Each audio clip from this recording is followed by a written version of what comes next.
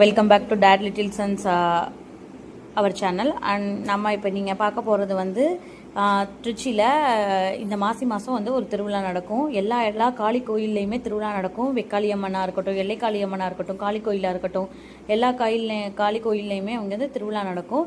So அந்த திருவிழாவில் first என்ன பண்ணுவாங்க அப்படின்னா, பூ எடுத்துகிட்டு போவாங்க. சாமிக்கு வந்து பூ எடுத்துகிட்டு போவாங்க. இது எங்கே நடக்குது அப்படின்னு பார்த்தோன்னா, எடமலைப்பட்டி புது திருச்சியில். ஸோ எங்கேருந்து எங்கே பூ எடுத்துகிட்டு போவாங்க அப்படின்னு பார்த்தோன்னா, காளி கோயிலேருந்து எல்லைக்காளியம்மன் கோயிலுக்கு வந்து பூ எடுத்துகிட்டு போகிற நிகழ்ச்சியை தான் நீங்கள் பார்த்துட்ருக்கீங்க. இந்த பூ வந்து எப்படி இருக்கும் அப்படின்னு பார்த்தோன்னா, முளைப்பாரி மாதிரி வச்சு எடுத்துகிட்டு போவாங்க. ஸோ முளைப்பாரி எதுக்காக அப்படின்னா, நம்ம இன்னும் முளைப்பாரி எப்படி நம்ம தண்ணி ஊற்றி வளர்கிறோமோ அதே மாதிரி நம்ம வாழ்க்கையில் மேன்மேலும் வளரணும் அப்படின்றதுக்காக தான். ஸோ இந்த முளைப்பாரி எடுப்பாங்க, பூச்செறிதல் பண்ணுவாங்க. ஸோ இதில் வந்துட்டு பார்த்தீங்க அப்படின்னா, இங்கே இந்த ஏரியாவில் இருக்க 3-4 ஏரியா இருக்குது. அந்த 4 ஏரியாவில் இருக்கவங்களுமே வந்து முளைப்பாரி எடுத்துகிட்டு போவாங்க. ஸோ இதுக்கப்புறம் 15 நாள் கழித்து, இன்றைக்கி வந்து 15 நாளில் வந்து கழித்து ஒரு 3 நாள் வந்து திருவிழா கொண்டாடுவாங்க. அதில் நாள் வந்து என்ன பண்ணுவாங்க அப்படின்னா, காப்பு கட்டிடுவாங்க. காப்பு கட்டிட்டாங்க அப்படின்னா, இந்த ஏரியாவிலேருந்து நம்ம வந்து வெளி ஊருக்கு வந்து போகக்கூடாது அப்படின்றதுக்காக. இதான் அந்த காளி சாமி.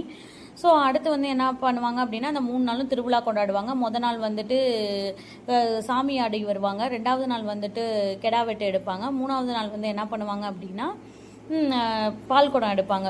ஸோ இந்த ப்ராசஸ் தான் இனிமேல் வரப்போகிற வாரங்களில் வரப்போகுது. அதுதான் இனிமேல் நீங்கள் பார்க்க போகிறீங்க. Thank you so much. என் பையன் ஏதோ பேசிகிட்டு இருக்கான், பட் எனக்குமே அது என்ன பேசுகிறான்றது புரியலை. ஓகே, பாய். புரிஞ்சா சொல்லு.